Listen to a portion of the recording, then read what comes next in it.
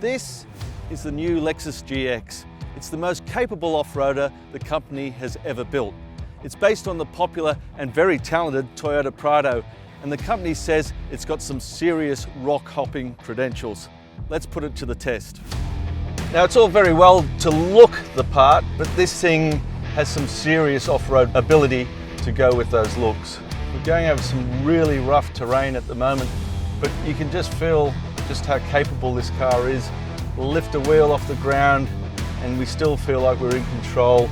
So the Prado's always been one of the most capable off-roaders out there, and this Lexus GX is based on the same platform and shares the same capability. And that capability is pretty extreme. As you can see, we're bobbing up and down like we're on the ocean here, but everything's under control underneath. And this thing can climb like you would not believe. Have a look at that, and we're just going to saunter up there like it wasn't there. Here we go. Look at that. Pointing at the sky, and it's just doing that easily. It's such an impressive machine. Very impressive blend of capability and comfort.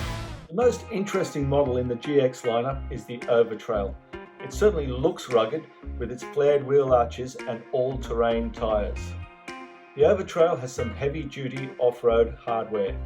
There are locking front and centre diffs, and you can disconnect the sway bars for maximum wheel articulation over tricky surfaces. Add to that downhill descent and crawl control, and you have one seriously impressive off-roader. So this is a hardcore off-roader, but it's also a really impressive luxury vehicle. You've got these twin screens here. The main one's 14 inches. You've got a head-up display, and then you've got all this lovely imitation leather. And this is one of the best features on this car. You press this button here, you lift this, and you can open the window without having to lift the whole tailgate, and you can reach in and grab stuff. It's a really handy feature to have. Now, a big heavy SUV is never going to drive like a sports car, but this thing handles the corners pretty well.